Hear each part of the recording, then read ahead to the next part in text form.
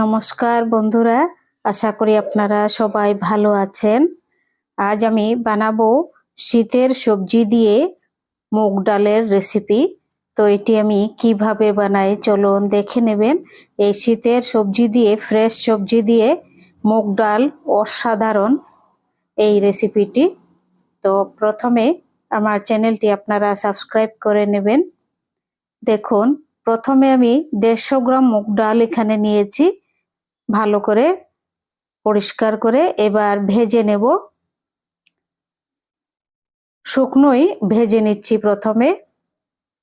ভাজা হয়ে গেছে, আর ভাজবো না, এবার আমি তুলে নেব। এটি এখন আমি তুলে নিয়ে ধুয়ে নেব ভালোভাবে। ধুয়ে নিয়েছি পরিষ্কার করে। এখন আমি প্রেসার কুকারে একটি হুইসেল দিয়ে আর 1 কাপ জল দিয়ে তারপর নামিয়ে নেব। 1 কাপ জল দিয়ে দিচ্ছি। দিয়ে দিচ্ছি আধা চামচ এরকম লবণ দিয়ে এবার একটি হুইসেল দিয়ে নামিয়ে নেব। হয়ে গেছে সেদ্ধ। দেখুন, বেশি খুব একটা সেদ্ধ করিনি, মোটামুটি সেদ্ধ হয়েছে। বেশি সেদ্ধ করলে একদম গলে যাবে, বেশি হয়ে গেছে সেদ্ধ। এখন প্রথমে আমি কড়াইতে 1 চামচ ঘি নিয়ে নিচ্ছি।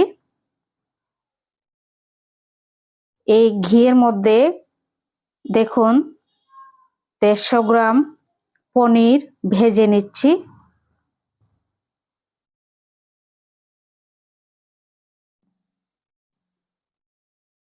ছোট ছোট করে কেটে পনিরগুলো ভেজে নিচ্ছি। পনির ভাজা হয়ে গেছে ভালোভাবে, এবার তুলে রেখে দেব।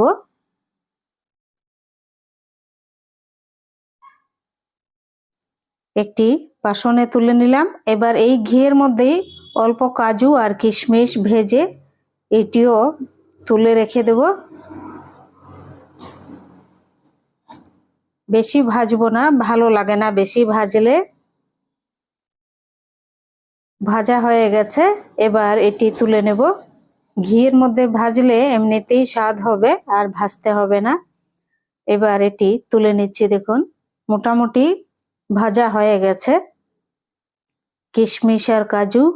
এবার এই ঘিয়ের মধ্যেই অল্প হালকা সেদ্ধ করে রাখা ফুলকপি, এটি ফুলকপিগুলো আমি অল্প ভেজে নেব 3-4 মিনিট।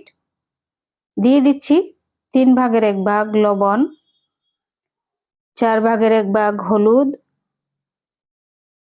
দিয়ে 4-5 মিনিট এটি একটু ভেজে নিচ্ছি। ফুলকপি হালকা সেদ্ধ করে নিয়েছি, না হলে ঠিক নয়। হালকা সেদ্ধ করে ভাজা হয়ে গেছে। এবার ফুলকপিও আমি এবার তুলে নিচ্ছি।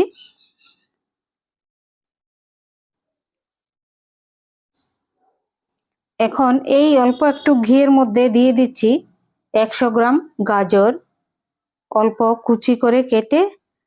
দিয়ে দিচ্ছি ফ্রেশ বিনসগুলিও সাধারণ আমি গরম জল দিয়ে ধুয়ে নিয়েছি। অনেক জার্মস থাকতে পারে, তাই গরম জল দিয়ে আমি বিনসগুলো ধুয়ে নিয়েছি। এবার 3-4 মিনিট এটি ভেজে নেব। দিয়ে দিচ্ছি 3 ভাগের 1 ভাগ লবণ। এখন আর হলুদ দেব না, হলুদ বাকিটাতে হলুদ দিয়েছি ফুলকপিতে। এবার কিছুটা ভাজা হয়ে যাওয়ার পর দিয়ে দিচ্ছি এই যে মটরশুঁটি, আর মটরশুঁটির খোসাটাও দিয়ে দিচ্ছি।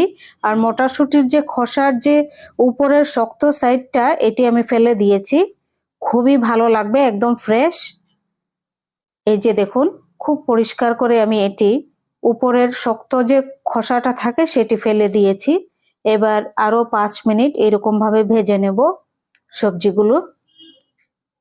দারুণ লাগবে খেতে, এরকম খুব মিষ্টি হয়। মটরশুঁটির যে খোসাটা খুব মিষ্টি হয়।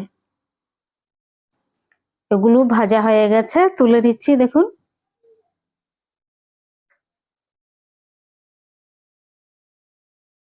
আপনারা চাইলে এই ডালের মধ্যে দিতে পারেন চিনি। আমি চিনিটা দিব না এটাতে।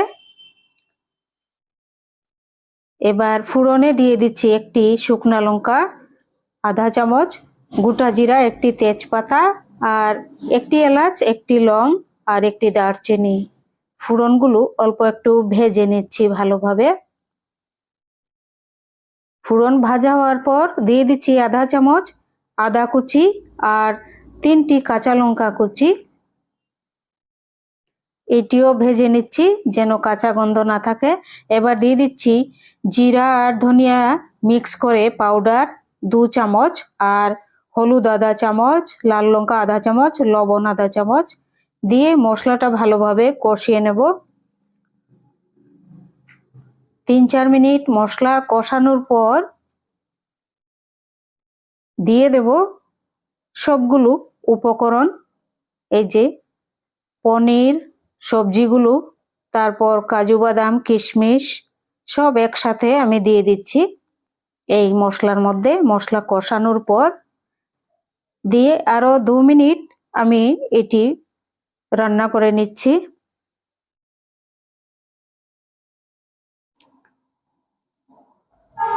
মশলা যেন ভালোভাবে সবজির গায়ে লাগে। তারপর দিয়ে দিচ্ছি 2 মিনিট পর সেদ্ধ করে রাখা মুগ ডাল।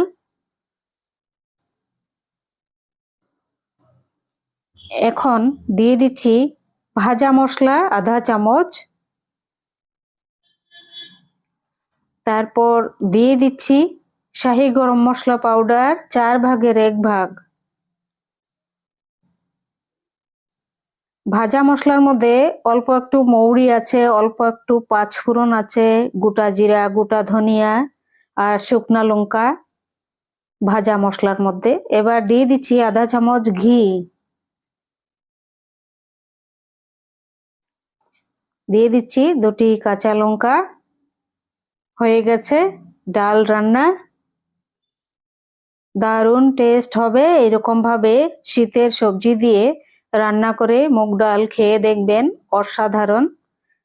দেখুন একটি বাসনে আমি ঢেলে নিচ্ছি।